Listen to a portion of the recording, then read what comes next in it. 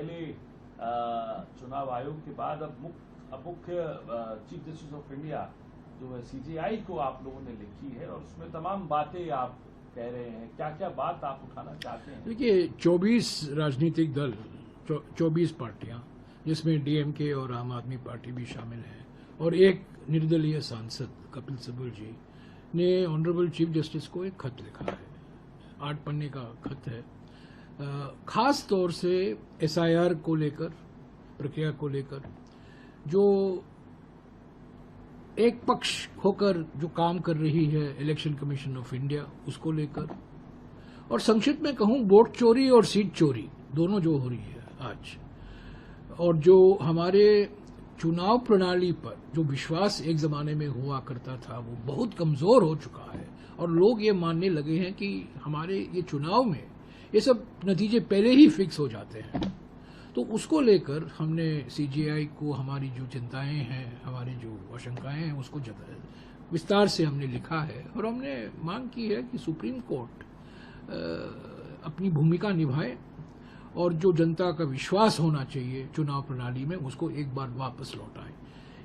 इस बात में कोई संदेह नहीं हो सकता कि हमारे संविधान पर आक्रमण हो रहा है, चुनाव प्रणाली पर आक्रमण हो रहा है, और जिस निष्पक्ष तरीके से इलेक्शन कमीशन ऑफ इंडिया को काम करना चाहिए था वो नहीं हम देख रहे हैं पिछले 4-5 सालों में, और खास तौर से पिछले 2 सालों में जब से एसआईआर प्रक्रिया शुरू हुई है। लाखों लोग चुनावी सूची से निकाले जा रहे हैं, लाखों लोगों का वोट छीना जा रहा है। पश्चिम बंगाल में 27 लाख लोग इलेक्टोरल रोल से निकाले गए।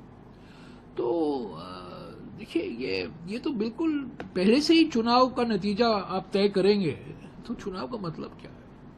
निष्पक्ष होना चाहिए, पारदर्शी तरीके से कराना चाहिए, जवाबदेही होनी चाहिए, और लोगों को यह महसूस होना चाहिए कि हाँ, ये निष्पक्ष है, ये पारदर्शी है। आज बहुत गंभीर सवाल उठाए हैं लोग, हम उठा नहीं रहे, हम भी उठा रहे हैं, पर लोग उठा रहे हैं।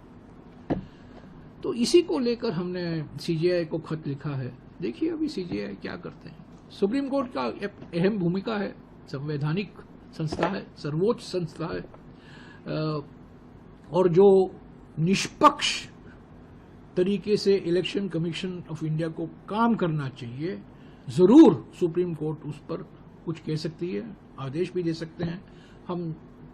हमारी उम्मीद है कि वो कुछ न कुछ अपनी आवाज, अपनी अंतरात्मा की आवाज सुनेंगे, और वो भी चाहते हैं कि चुनाव निष्पक्ष हो, पारदर्शी हो, और जवाबदेही हो। जिस तरीके से इलेक्शन कमीशन ऑफ इंडिया काम कर रहा है, पूरा सभी पार्टियों को नजरअंदाज किया जा रहा है। सुनते हैं पर सुनवाई नहीं होती है।